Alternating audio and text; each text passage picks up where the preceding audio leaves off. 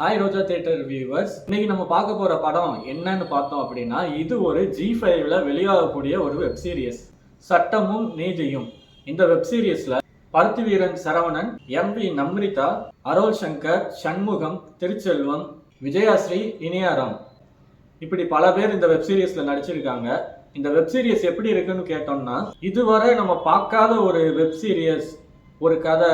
அந்த கதையை screen play லெவல்ல மிக அற்புதமா சூப்பரா பண்ணியிருக்காங்க. ஆக்சுவலா எந்த ஒரு படம் முடிஞ்ச உடனேயுமே இந்த ஹீரோக்கு பதிலா இந்த ஹீரோ நடிச்சிருந்தா நல்லா இருக்கும், இவர் பண்ணியிருந்தா பெட்டரா இருக்கும் அப்படின்னு சில பேர் பேசுவாங்க.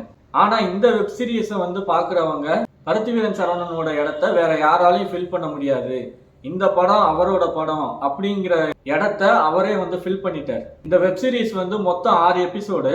இதை டைரக்ட் பண்ணியிருக்கிறது யாருன்னு பார்த்தோம்னா பாலாஜி செல்வராஜ், அப்புறம் சசிகலா பிரபாகரன் அப்படிங்கிறவங்க இதுக்கு ப்ரொடியூஸ் பண்ணியிருக்காங்க. ஒவ்வொரு எபிசோடுமே தரமான ட்விஸ்ட் வச்சு மிக பிரமாதமா பண்ணியிருக்காங்க. கதை என்ன அப்படின்னு பார்த்தோம்னா, மொதல் சீன்லயே ஒருத்தர் கோர்ட் முன்னாடி தீ குளிச்சிடுறாரு. அதை யாரும் ஒரு பொறுப்பா பார்க்கல. அப்போ சரவணன் என்ன பண்றாரு, அந்த கேஸை நம்ம எடுத்து ஏதாச்சும் பண்ணலாம் அப்படின்னு சொல்லிட்டு இறங்குறாரு. அந்த தீ குளிச்சவர் ஒரு மனநோயாளி அப்படின்னு தெரிய வருது. அவர் எதுக்காக தீ குளிச்சாரு அப்படின்னு பார்க்கும்போது அவங்க பொண்ணு காணாம போயிருக்காங்க அப்படின்னும் தெரிய வருது. ஆனாலும் அவர் ஒரு மனநோயாளி, ஆனா இப்ப சரியாயிட்டாரு இப்படிங்கிறதாங்க கதை. இந்த கதை இப்படிதான் ஸ்டார்ட் ஆகுது.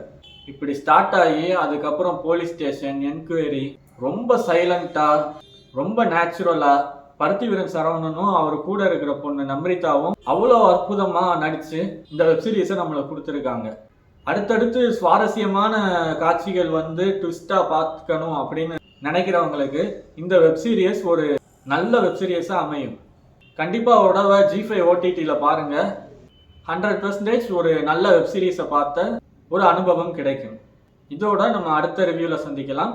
அப்புறம் இந்த வெப் சீரிஸோட கேமராமேன் பாத்தீங்கன்னா ரொம்ப இந்த காட்சிகளை இப்படிதான் வைக்கணும், அந்த கோர்ட்டுக்கு வெளியே இருக்கிற அந்த சரவணனோட சேர் சீட்டா இருக்கட்டும், எல்லாத்தையுமே எந்த அளவுக்கு நேச்சுரலா காட்ட முடியுமோ அந்த அளவுக்கு நேச்சுரலா காட்டி மிக அற்புதமா பண்ணியிருக்காருன்னு தான் சொல்லணும். இதோட நான் அடுத்த ரிவ்யூல உங்களை சந்திக்கிறேன். நன்றி, வணக்கம்.